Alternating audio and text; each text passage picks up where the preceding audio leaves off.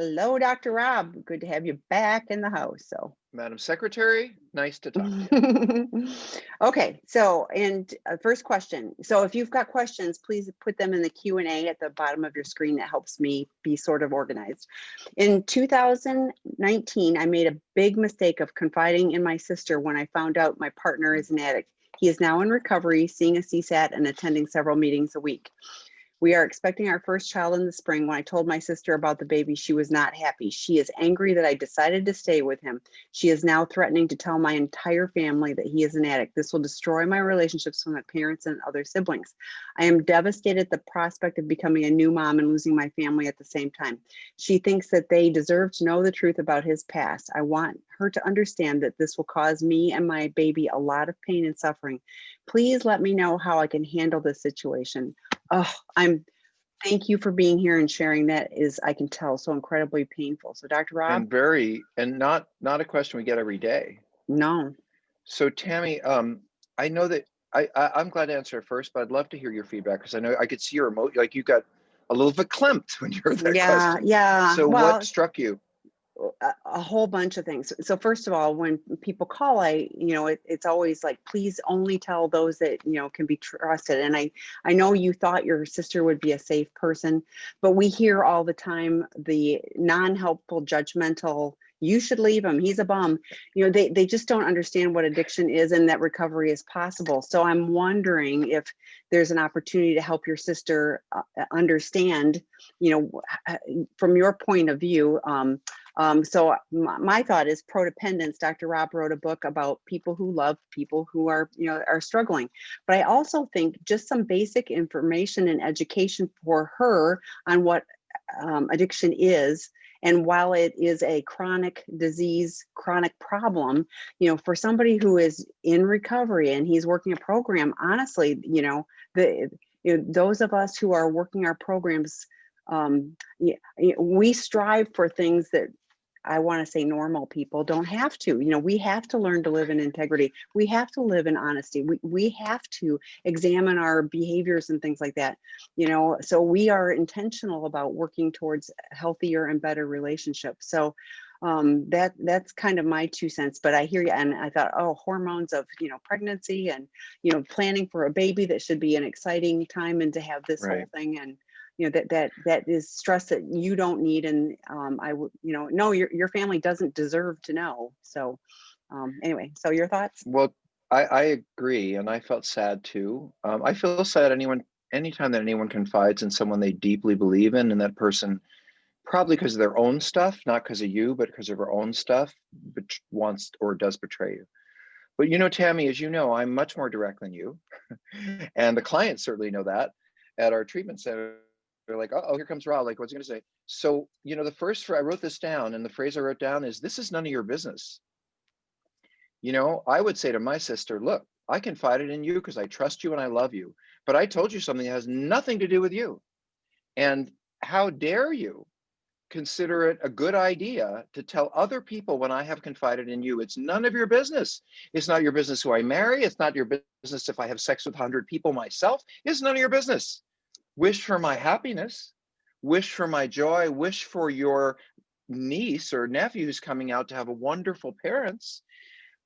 But but by taking on my issues as your own, you, number one, push away any chance that I'm ever going to speak to you again about anything privately, because I can never trust you again. By the way, this is probably a little bit of how you feel with your husband, that he isn't trustworthy, and you confided in him with your personal self and your life, and he betrayed you, and he took it all over the place. So on some level, I think you're dealing with double betrayal, both from places you didn't expect, which would be the person who loves you and the person who's your family member. I will say that it sounds like your family is a little bit more troubled than you might think. And yeah, I'm a little black and white. So I'd be, I'm like, I'll never speak to you again if. I find that's not always useful. Tammy could probably agree with that. But I would let her know that this will profoundly affect our relationship. Forget about everyone else, because no offense, Tammy, it's kind of like saying, I think, like, if you smoke cigarettes, you're going to get sick. You can't quite see it in front of you. So it's like off somewhere. But if she can say to her sister, you're hurting me, and I'm pregnant. I don't need this kind of stress. Like, deal with your own feelings around this, but don't inflict them on me. It's my mom. I get to tell her what I want. So anyway, it goes like that. And I think maybe a timeout from your sister, if she's moving in this direction. I think it's best we not talk for a while.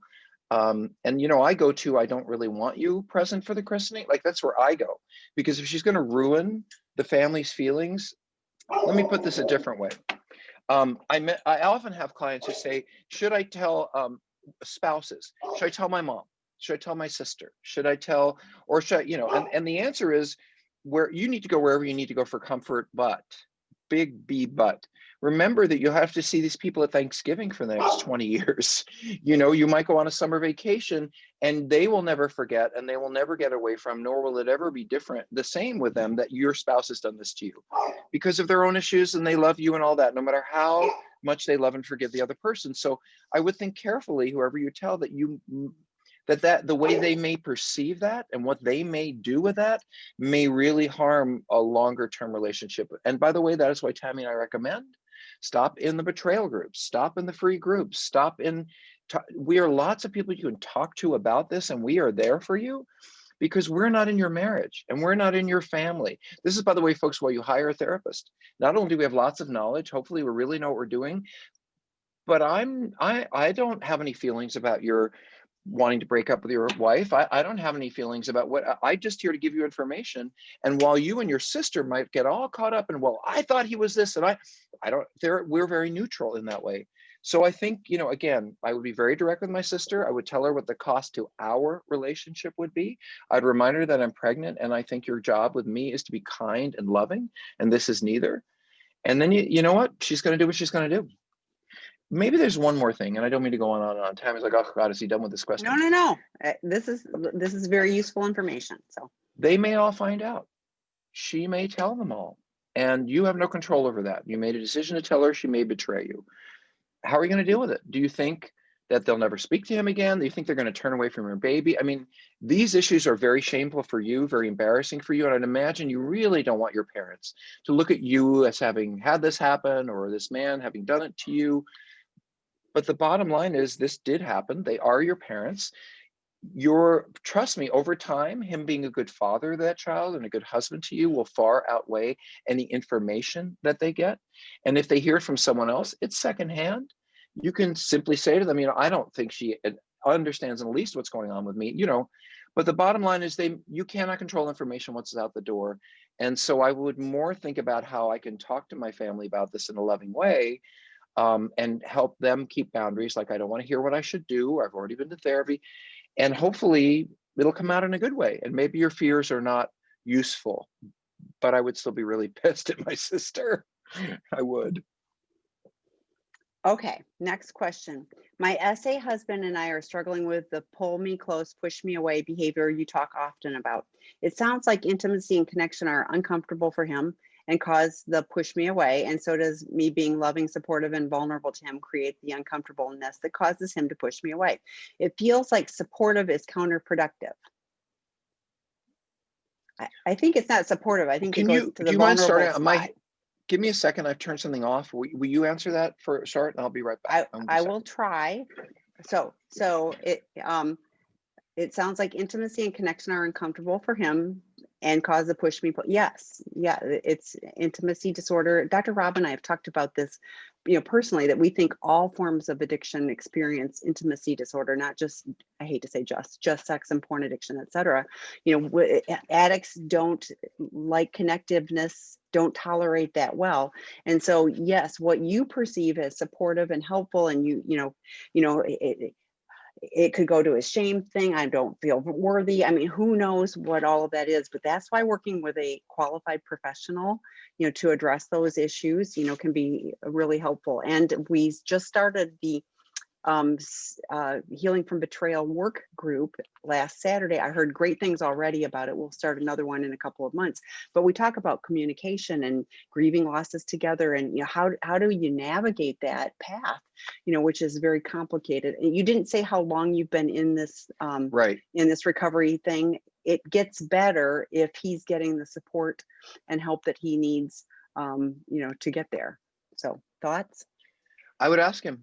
I mean, I think I would say, look, I've had a couple of experiences where I feel I've tried to be supportive and it's turned out this way. And, do you feel like I'm lecturing to you? Do you feel like, is there, what comes up for you? Because when I support a friend, they act this way, but maybe you don't think I'm trying to support you. I mean, I think you guys got to talk. I mean, whatever the issue is, here's a great place to start really talking about what's underneath. And he will tell you, I'm so ashamed when you're nice to me. I feel like I don't deserve it.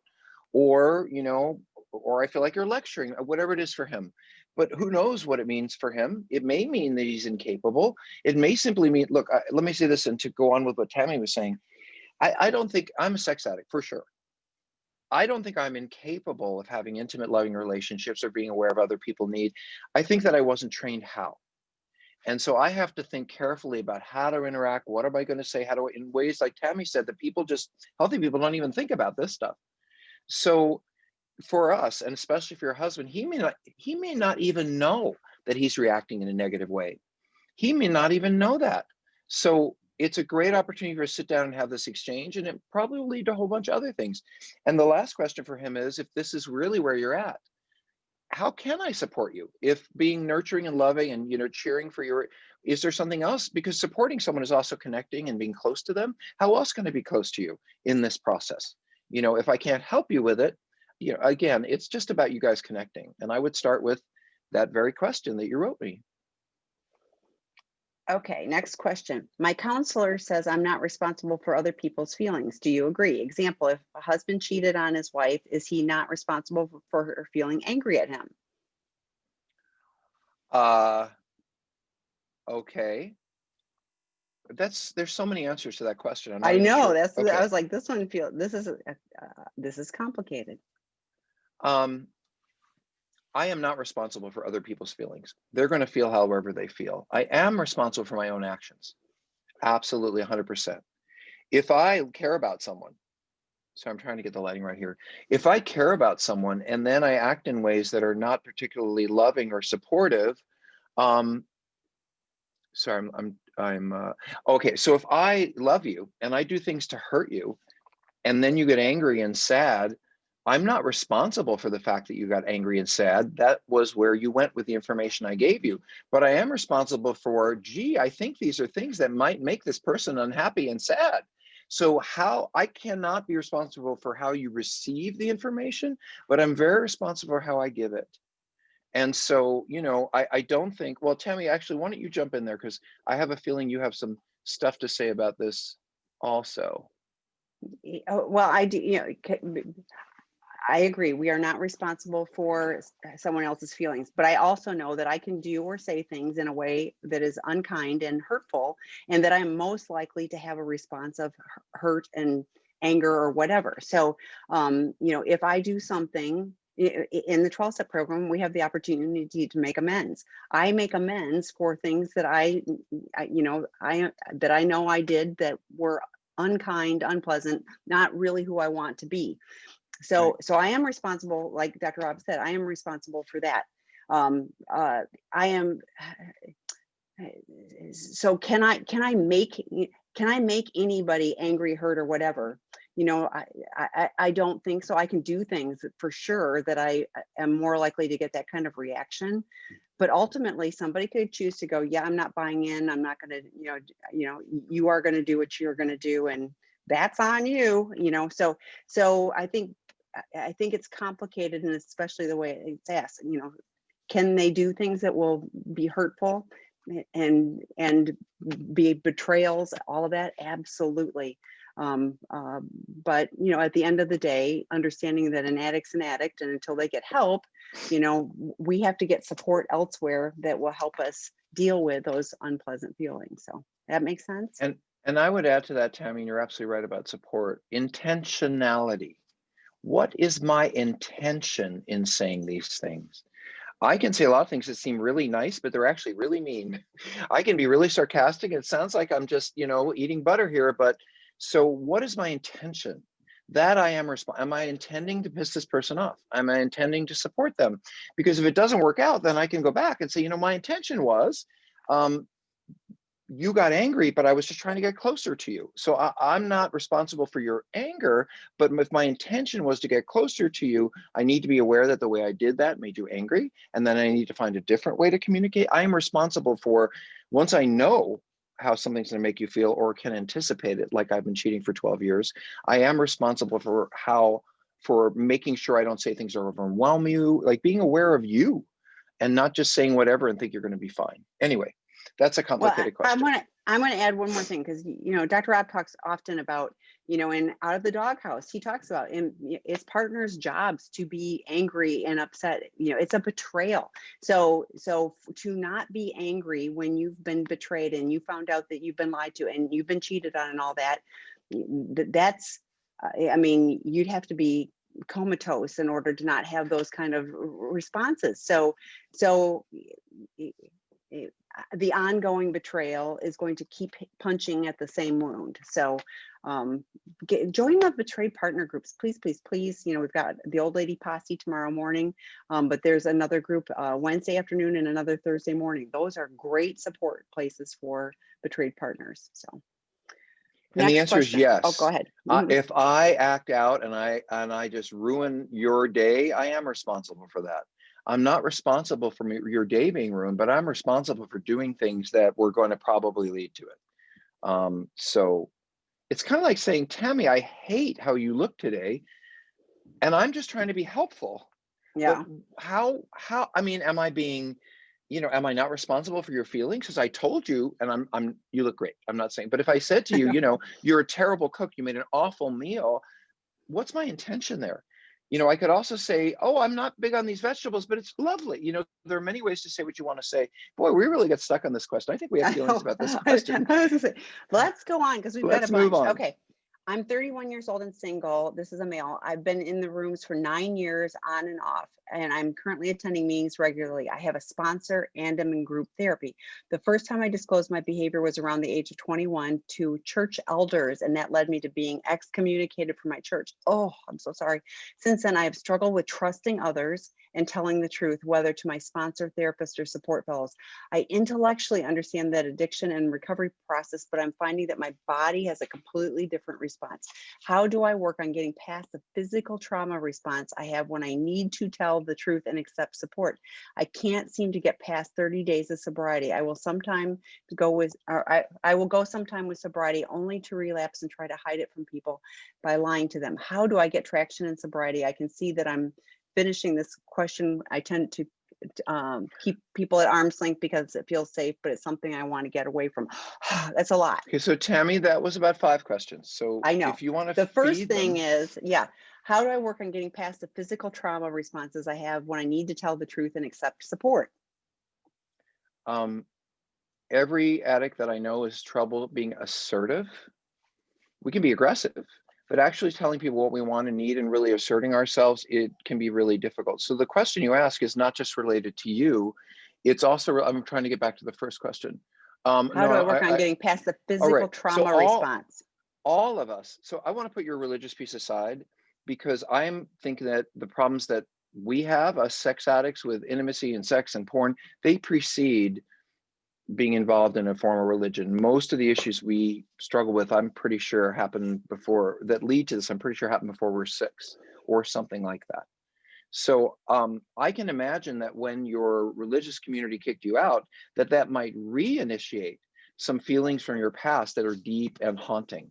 But I also want to acknowledge where you're from. I have worked with people in religious communities, and it's very, I'm not going to use the word religious abuse, but that's kind of where I want to go. I asked a friend who had left a very powerful religious community, and she said that she'd experienced religious abuse. How about that? And this is true.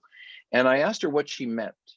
And she said, well, when I was in that community and I was the wife and the mom, whatever her role was supposed to be, and I had so many friends, I had so much support. People would bring me cakes and casseroles and anything we could do for the family. And let's all go out with a bunch of groups and church this and weekends that. It was like having a family of loving people just like that. But the minute they found out that I had done something that was not acceptable, that I was broken in this way, whatever it was, I was no longer, it was gone. And that was the abuse. It was that if I don't conform to this, I am out, and I lose all that support and all that love. And because you don't just lose your belief system, you lose all the people connected to it. So I think that that is a traumatic experience because of the way it's done, really. Not just to you, but I've had people say, I can't talk to my brother anymore, because I'm not allowed to, kind of thing. So I don't want to underestimate that kind of trauma, but I also think that what you're talking about is something that every one of us struggle with in terms of getting close to and being afraid of reactions. And so I would say that recovery, I hate to say that, but lots of 12-step meetings, getting support from other men. Someone single was on the phone the other day and like, how do I ever find my way into a relationship? I said, well, start building some with your peers. And so, that is a really good place to get started. Tammy, there are 5 other questions in there. Do you want to ask any of the others? So but the physical response to, like, I couldn't help but think of Trauma. working with a good trauma therapist, not just your therapist, but a good trauma therapist, because they can do the body work, the somatic experience, the EMDR, something that will help, get through that physical reaction to that. And the past 30 days, I'm gonna put in the chat. I mentioned at the beginning of the webinar, we've got the Sex and Porn Addiction 101 work group, the psychotherapy or psychoeducational component of treatment. That may be a really good place, because I know you're going to get good education, but there's also up to 25 guys that are in that group, and they exchange, contact information, and they can be peer support, and they all understand that they're in the same spot too. It may just be another option for you. And I can't get past 30 days. So that feels like addiction cycle. Do you want to talk about any of that? Well, that and trauma. Someone has a physical reaction to the possibility of conflict or disagreement, or, having to be upfront or whatever. I think that is a trauma issue. And you're not just talking about struggling to tell your truth, or maybe you're a little shy. You're saying you have a physical response. And I agree with Tammy. You may not fully understand where that comes from, by the way, Tammy and I make referrals all the time. So we don't get kickbacks from therapists. We just, after all these years, kind of know who's good and who isn't. So you can always drop me a note, or Tammy at Seeking Integrity. We'll let you know, wherever you are in the world, who we think is a reasonably good person to work with. And that might really be helpful too.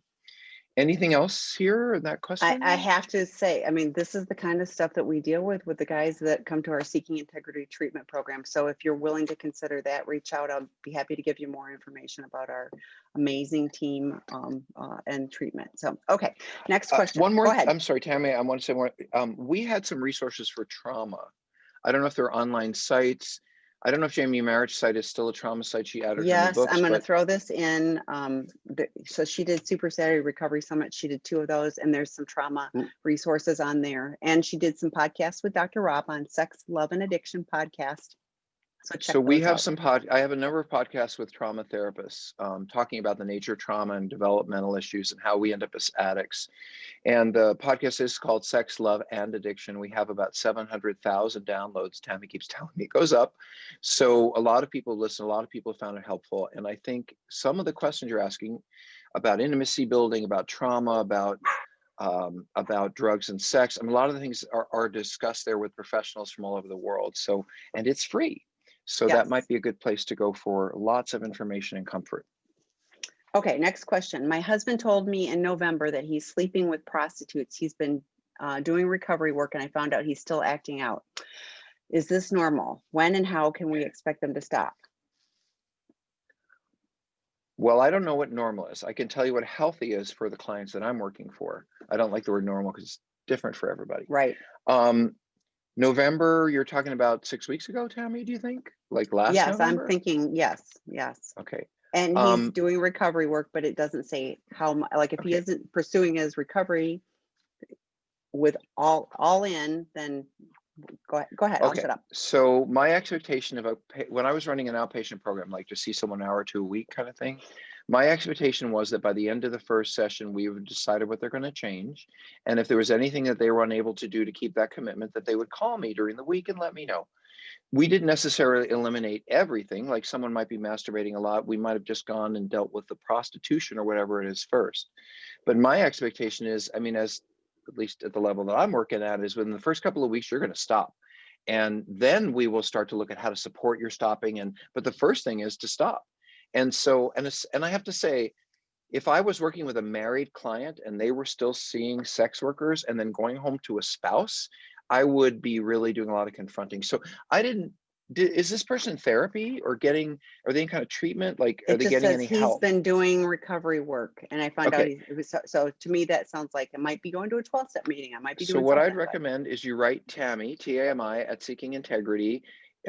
Week. So this person wrote back, yes, they're in therapy. Then my next question would be, does this therapist have training in this work? I want to tell you guys a little story. I just got off a consultation with somebody, and I do these, as Tammy said, online consultations to give people direction about what to do in their relationships. Or I've been doing this a long time. So in an hour or so, I can pretty much tell you this is what's going on and this is what you might want to do in order to get better.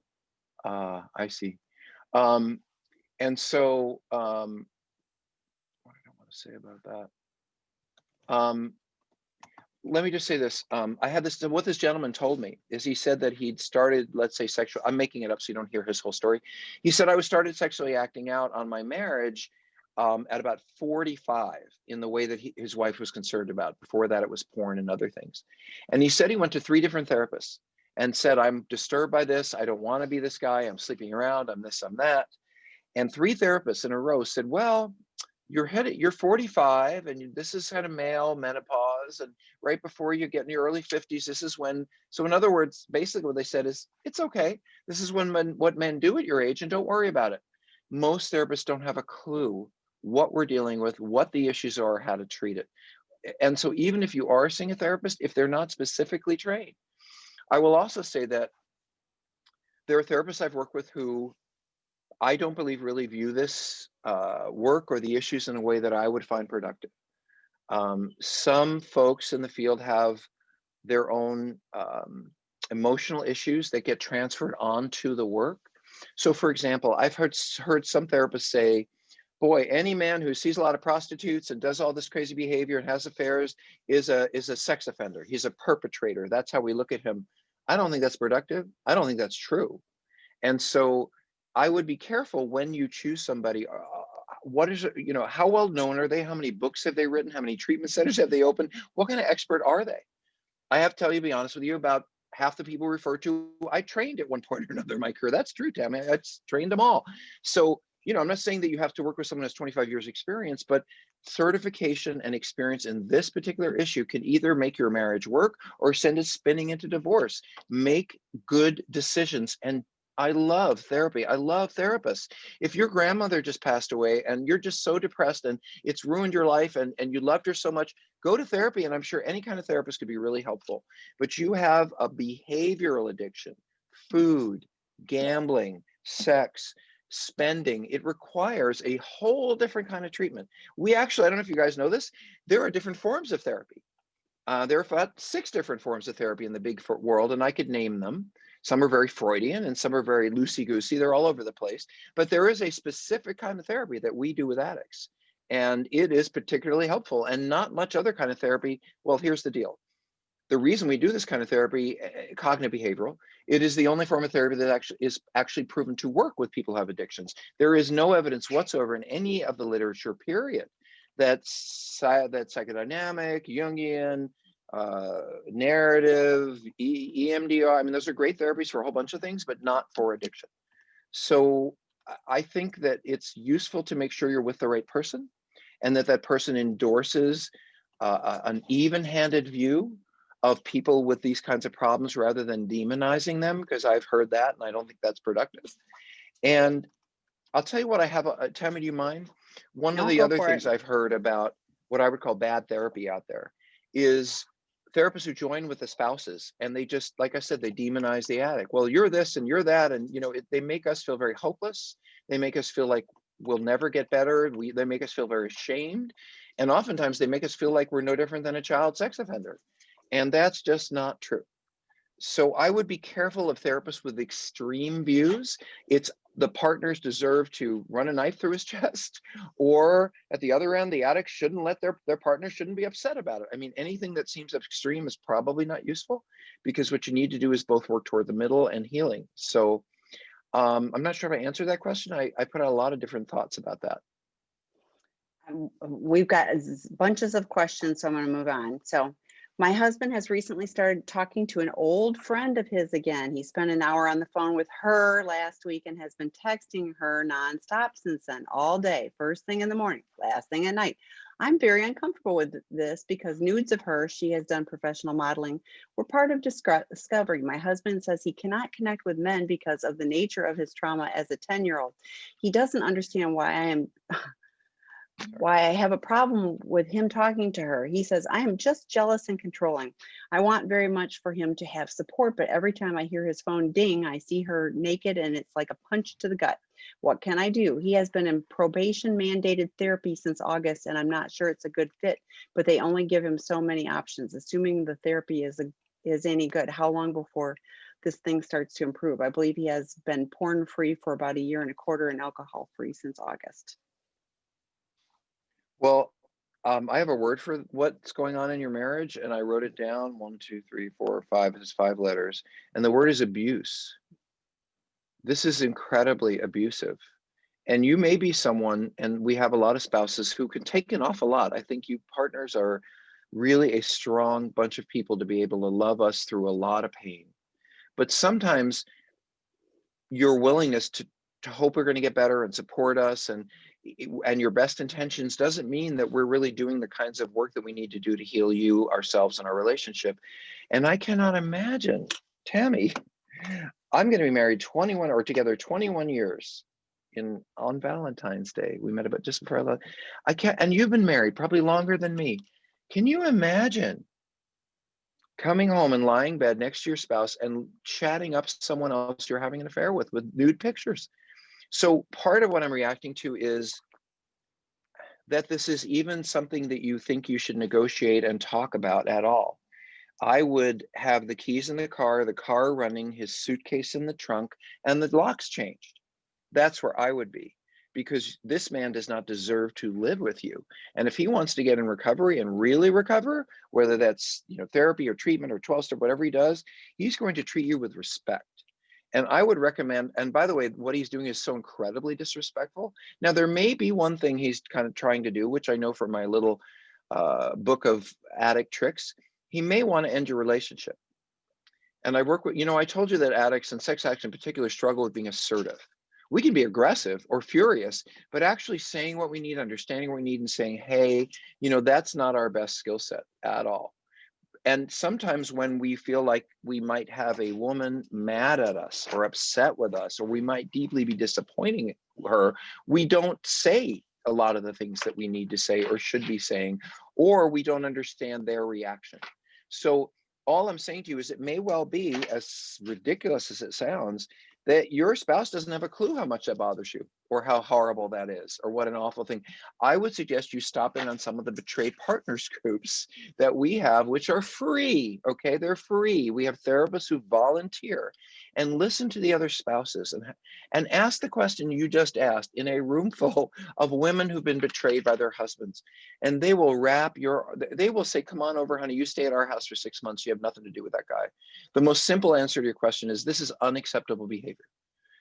Do alcoholics get sober the first day, or do they get still drunk sometimes? Maybe sure. It could take someone a while. Would I recommend you leave your husband if he's alcoholic trying to get sober? No. Would I recommend you kick him out? No. Unless he was abusing you. And this man is being abusive. Every time that picture comes out, that text, you're hearing a message. You're not enough. You're not important. I don't care how you feel. I'm going to do whatever the heck I want. My dog I think I must have food in my bag. It's like trying to dig in my bag. So what I hear of, and Tammy will agree, a lack of boundaries on your part. What you're willing to tolerate is not tolerable.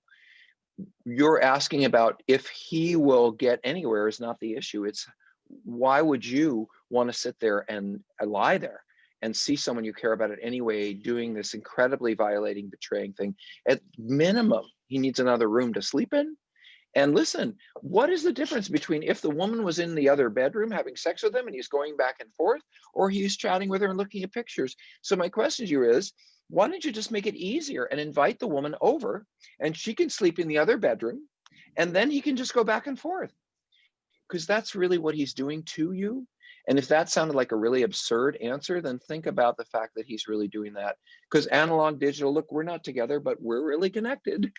I wouldn't want to sit and watch someone cheat right in front of me and not care at all about how I felt about it. I would be at a lawyer's office. Yeah, it's a punch in the gut. And I thought every time it dings, first thing in the morning, ding, last thing at night, ding, ding, ding, ding, ding. Yeah, And why I doesn't he 100%. care? Because he's saying that she's jealous and controlling. And if he's only seeing a therapist once a week and it's some probation mandated therapy, like that's probably, I don't know. There may be some CSATs that, that are doing probation mandated therapy. I don't think so, but it, if he's not actively, like, how do you get over being uncomfortable around men and confiding in them? You start doing it. You go to the Right. drop-in groups for men. You start, oh, my wife is really upset because I'm cheating on her nonstop every day. Like, that's still cheating. So I don't hear recovery. I And I don't don't know what either. kind of meetings he's going to, but anybody who was at that meeting would, if they heard what he was, I mean, every time you go to a 12-step meeting, you have to, at the beginning, say, here I am. And oftentimes people say, let's do a little sobriety check-in. You have to go in the room. I've been sober 2 weeks. I've been sober. That man's not sober a single day. Every time he's texting, every time he's looking at those pictures, he's drinking. That's drinking. So it isn't, you said, well, he hasn't had sex with anyone else. He's having sex in your bed with someone else. Even if he isn't touching his genital, he's sharing pictures. He's talking to this woman. It's all the same. So my question for you is, how do you want to live your life? How do you want to be treated? And maybe if he has been in prison or has some of those issues, maybe you're used to this man being abusive to you. But what he's But doing it's not clearly is, okay. it's not okay. And the other reason I didn't quite get to this, I was saying how we don't communicate clearly, us addicts. Sometimes we act in ways to get rid of you. Like, we really don't want to be married. And I've run to these guys. They really don't. They really want the spouse to go away. And so they do everything in the world to hurt them so that that person will finally say, I'm done. And then they'll say, it's their fault they left me, because they cannot stand behind the I want to leave. But some people do enough stuff, even when especially when it's really obvious like this, that they're saying something to you. And what they're saying is, I don't really care about you, and I'd actually prefer it if you leave and I could just be with her. And if it were me, I'd give him every opportunity to do just that. Okay. I recently contracted COVID from a sex worker. I've been seeing sex workers most of the time since we've been in the pandemic. How do I work through the shame of knowing I always put myself and others in danger because of my addiction? Well, I'm hoping this person is single and didn't bring COVID home to wife, kids, family, boyfriend, husband, girlfriend. I certainly been talking to guys, Tammy, and we have recently, who were just out doing what we've always done. It reminds me of HIV. I was around back in those days, and it was the sex addicts, to be honest with you, who would get infected. Because they'd be in the middle of something, they wouldn't care. They wouldn't be thinking the concept. They would just end up in it.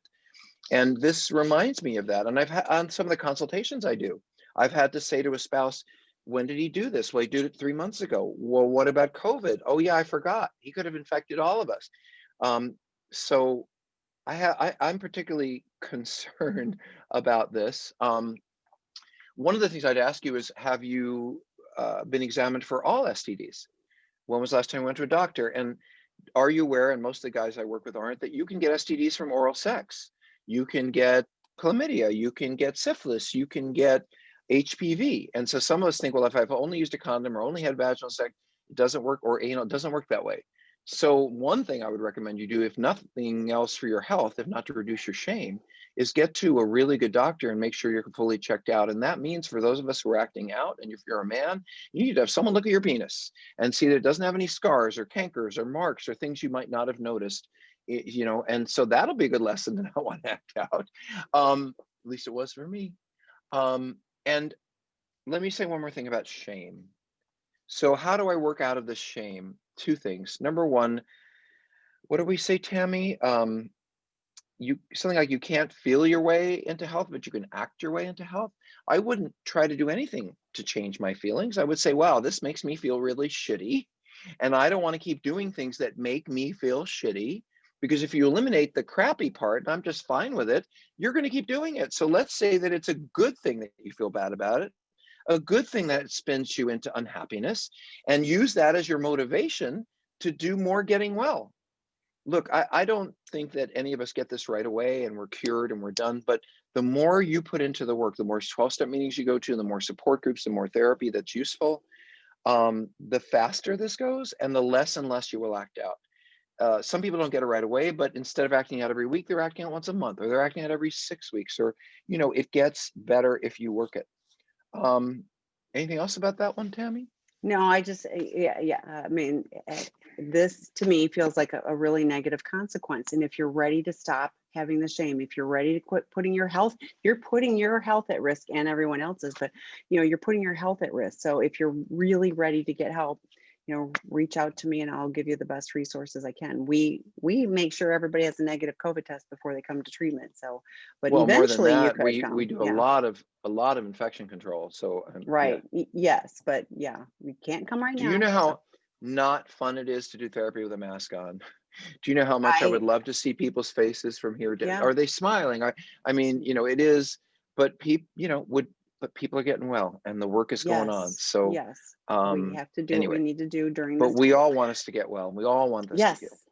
yes. And I talk to people all the time. We just had an alumni, thank goodness. He reached out and I said, I'm gonna quote it because he said, plain and simple, seeking integrity changed the trajectory of my life. And I thought that's what recovery does, is it changes the trajectory Right. of our lives. So we don't have to live in shame and crap all the time. So, But what okay. Tammy said is so important about that statement. It doesn't change our lives. It doesn't change who we are, and it doesn't change. The only thing it changes is the direction. Are we moving toward this kind of health and these kind of connections, or are we moving into what for us, some of us, is darkness? But the issues underneath, they're going to be there. I'll always be a little of this, a little of that, but boy, the volume can get turned down on the big A, which is I could be a real a-hole, which is most of us who are acting out, and boy, can the volume be turned down on that one if we really, really work at it. There was something, I love that question. What else was there? Oh, I put it Oh, in okay. Why don't you answered. just go So, ahead? Go ahead and okay. answer the The next one. next one is, what is the difference between hypersexuality and OCD, obsessive compulsive disorder? Okay, so they're actually very different things. Hypersexuality is a description of something. It's like saying you have a green dress, you have a hypersexual husband. It just means this person likes to have a lot of sex. The opposite of that, by the way, is hyposexual, which is someone who doesn't like to have a lot of sex. So, and this is a medical term. People are, I don't know, hypo this and hyper that. It simply means too much or too little, hyper or hypo. It's not a diagnosis. And so people who have a lot of sex, they're hypersexual, but that doesn't mean there's anything else wrong with them. It just means they like to have a lot of sex, and good for them. OCD, obsessive compulsive disorder, is a very broad mental health diagnosis that carries with it some criteria. And that is what makes it a diagnosis rather than a description. A description is they're hypersexual. A diagnosis is they're depressed, and here are the 5 things that I need to look at to say that they're depressed. In other words, for me to say this person really has depression, here are the 5 things. That's a diagnosis. So OCD is a diagnosis that covers people who count ceiling tiles, who are afraid, do really repetitive things, wash their hands, check the stove, all that stuff.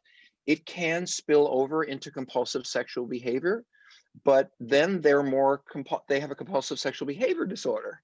And if you have a compulsive sexual behavior disorder known as sex addiction, guess what? You're going to be hypersexual. There are people who are hypersexual who are not sex addicts. And every sex addict, when they're acting out, when we're in the height of our addiction, we are very obsessive and compulsive in our drive toward that. What did I want to say? About that. Just like I said, if you're hypersexual, it doesn't mean you have OCD. Well, if you have OCD, there's nothing to do with sex. Most people with OCD count ceiling tiles, worry about taking the same exit on the freeway, want to check the stove, make sure they didn't leave it on. I mean, it's obsessiveness around things that make you anxious. Now, let me do one quick thing. This is a therapy talk. What's the difference between addictive behavior and compulsive behavior? Because We talk about them in the same way, but technically they're not the same. So someone with obsessive compulsive disorder does things over and over again to relieve anxiety. But what the obsessive compulsive person does over and over again is generally not pleasurable. So people with OCD are washing their hands, they're checking the stove, they're counting. They do it to make themselves feel better, and it's very driven and obsessive, but it doesn't produce pleasure. It produces a reduction of anxiety for a few minutes until they get anxious. They have to check it again, whatever that is. Addiction is repetitive, problematic behavior that you're doing the same thing over and over again in a very compulsive way, but you enjoy it. So compulsive gambling, compulsive spending, compulsive sex, it is a repetitive behavior that is used to manage feelings that it isn't meant to manage, but that's what you're using it for. But the difference in compulsion and addiction is addiction's fun. And addiction is something that we really enjoy and we can't wake it back to and we get excited about. And that's part of what makes it so difficult to get away from. Compulsions are easier to get away from because once you put someone on medication, it's not like they want to count the ceiling tiles. It's not like we want to check our hands under hot water. So once you turn that volume down on their obsessiveness, it gets better. But we want to have sex. We want to eat, so really it's a very definitive difference between a very clear mental health disorder that covers a variety of compulsions, most of them not having to do with pleasure, and someone who enjoys having a lot of sex is the difference between those two. I'm going to just, I want to say with addiction, it's like perceived fun, or we're chasing the fun that we had that one time. It isn't always fun because like we think we're going to have fun. We perceive it's fun. I agree. The difference between the counting the ceiling tiles, whatever, but like a lot of my addiction was chasing the fun I wanted to have, but it had to quit being fun. So I want to clarify that. Addicts chase we chase fantasies that seem like they're going to be really fun and really exciting. They may or may not, but we use those fantasies and use those ideas to disappear into the excitement of the fun that we think we're going to have. People with OCD they're afraid of what they're feeling and they feel like they have to do this to be less afraid. There's no fun involved. There's no excitement involved. There's no fantasy. They just go do this because they can't help themselves. Thank you. That's helpful. Okay. Thank you, Tammy. Next question. My husband has also become paranoid and is collecting evidence to use against me because he's obsessed that I'm going to do something legally to him. Is it addict's behavior to become paranoid and get evidence against a spouse? Tammy, why don't you start? Well,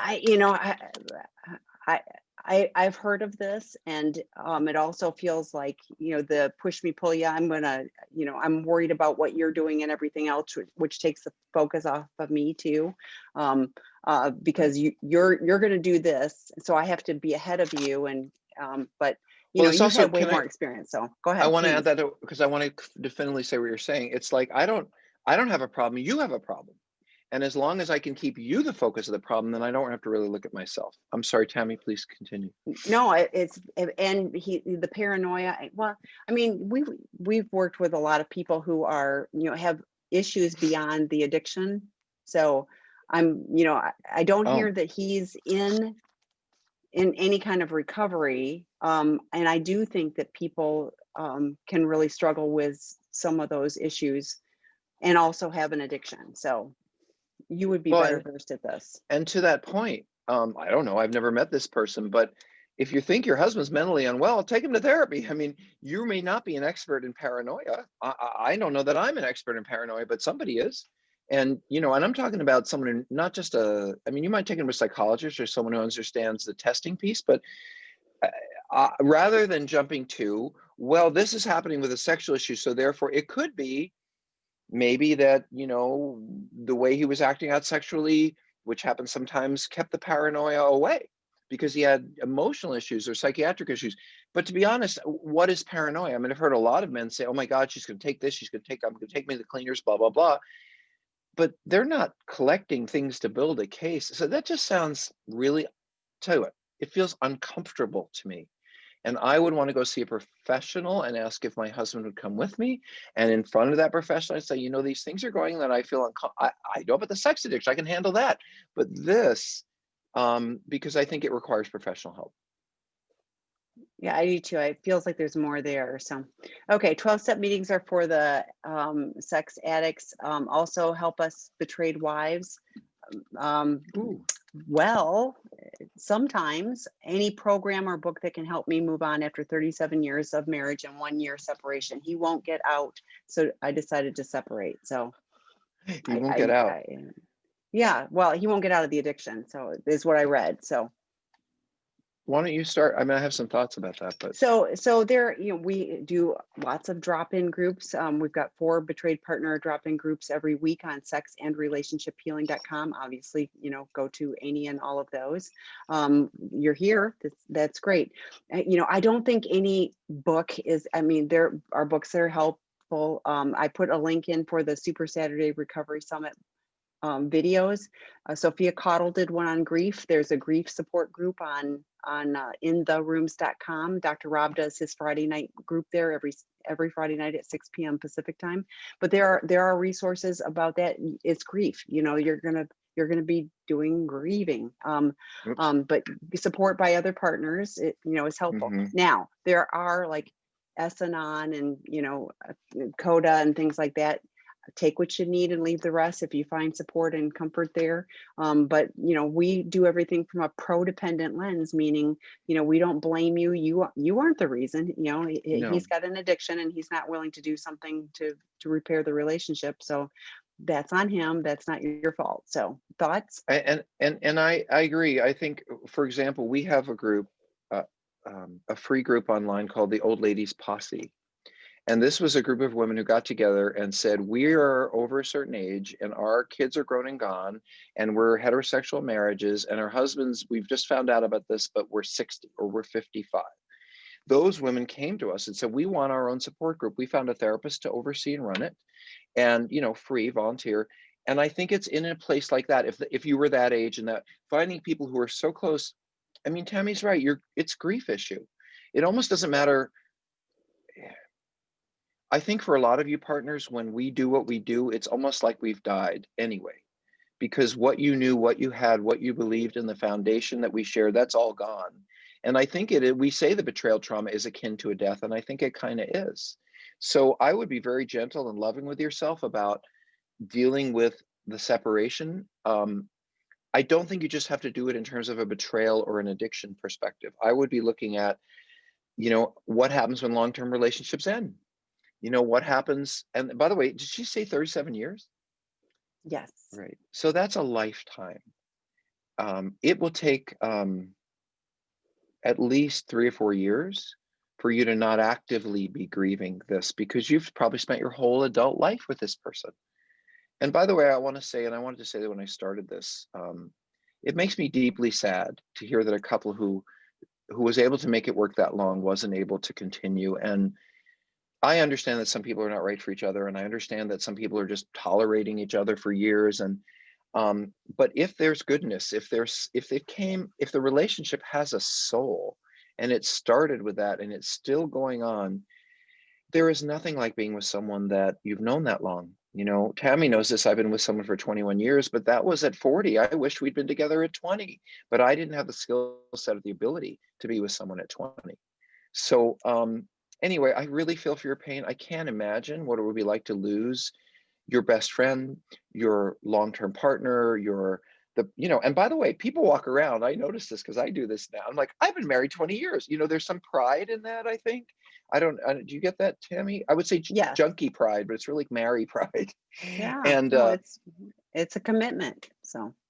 and to say, that's lost or gone, I think is just a huge grief issue. And even in the best of circumstances. So I would think about it like he had passed away, and live your healing in that way, because it is that depth of loss. And thank goodness he hasn't. And I'm going to add, because thank you to the person who posted, but the Old Lady Posse is not just for heterosexual couples. Oh, It is, yeah, no, they're so that does not matter. It is all partners, females. partners. It's all females, but male or female partner doesn't matter. Okay, next question, and I think it'll be our last. Okay, and then Working I want with to a say something Okay, do you when want to we're say it done. right now? Okay. No, I'll be done. Okay. Working with a CSAT partner here, just got restitution letter January 4th. Impact letter was delivered May of 2019. Oh my gosh. I find my husband still not able to accept himself, accept who he is, and be accountable in the moment when I am triggered by whatever it may be at the time. I see this as non-empathetic, not able to talk, not willing to sit in the despair when I am triggered and to be said. My question is this: what has happened to me with betrayal, coworkers, strip clubs, prostitutes, porn, over 30 years married? Those thoughts hurt me. I don't see forgiveness, but I do see acceptance if he can in fact change. Can he change? Can I truly be happy again? If I don't forgive him, I feel like a beaten spouse who keeps coming back for more abuse. Well, I didn't hear the part about, it sounded to me like this spouse, the addict was starting to get it together. I mean, is that sort of what The where you got a impact letter restitution was letter, you got delivered in, yeah, but it was May till January for, so like this he is a didn't do slow the process. restitution. Yes, it's been So, painfully slow. So but nonetheless, so I don't think it's the right answer for you because this has been worked on for, so I'm going to assume your spouse has been in therapy since 2019 or been working on this. A lot of you guys ask, and I'm going to say this, the words aren't going to be nice. So if I use a nasty word, please know that. But many of you spouses, and I completely understand this, you don't want us to just stop the behavior and work on ourselves. You want us to be better people. You want us to be kinder, more empathic, more loving, more nurturing, thinking of you more often. And in fact, many of you feel like you deserve that. And I think you do too. After what you've been through and what we've put you through, you deserve more loving, more support, more nurturing, more empathy, more compassion. It's just that not all of us are ready to know how to give it. And I'm not trying to defend your spouse. I'm just saying that it can take us, well, it took me a long time to be a decent human being, probably a couple of years in therapy. I stopped the behavior, but learning how to negotiate relationships, learning how to build connection, learning how to love. I mean, those things, learning how to treat people I love with respect, that took time. And so I would ask you to, let your spouse be aware there are some things going on I'm not happy with, and I really would like to see you work on them. I don't know what to say about that. I would say give him out of the doghouse. I wrote this book for men who don't understand how to heal the wound of betrayal in their spouses. It's the best-selling book I have, and I've written 10 because so many men want to understand, how do I ever make this better? I'm so ashamed. How will they ever forgive me? And that's what it's about. And so if you give him a path toward, here are the things I need, and here are the things, it might become he might become less reactive. One thing that came up for me, Tammy, depression. Sometimes after people stop their behavior, there can be a lot of underlying emotional and mental health issues that have not been addressed. So it could be that. Because what she said is he's not accepting himself. He's not, first of all, one more thing. You said he's not accountable in the moment to what's going on. None of us are. We are afraid of you, okay? We are afraid of you.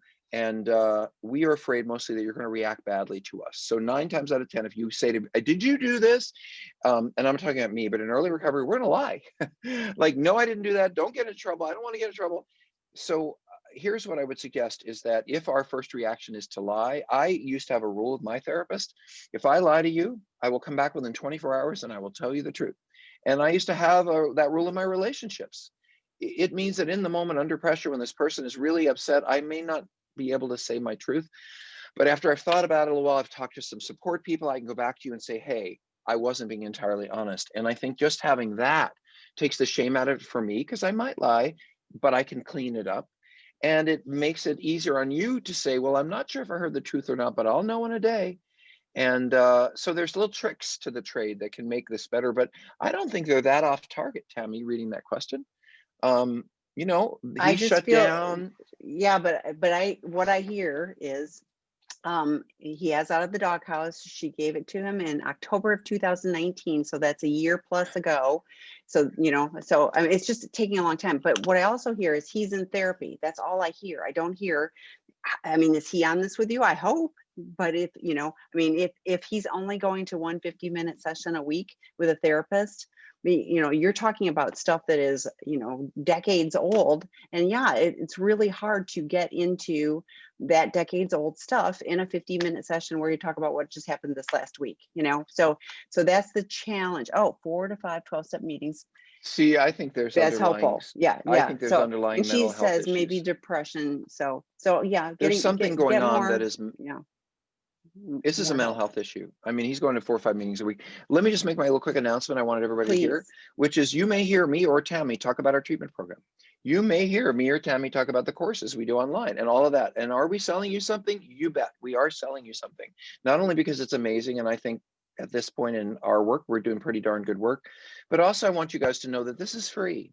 And there are 70 people in this room. Not all of you will ever afford therapy or treatment, but if a couple of you, because you want the help and we can offer, go to our treatment center, it pays for everybody else to get all the groups, all the everything is free.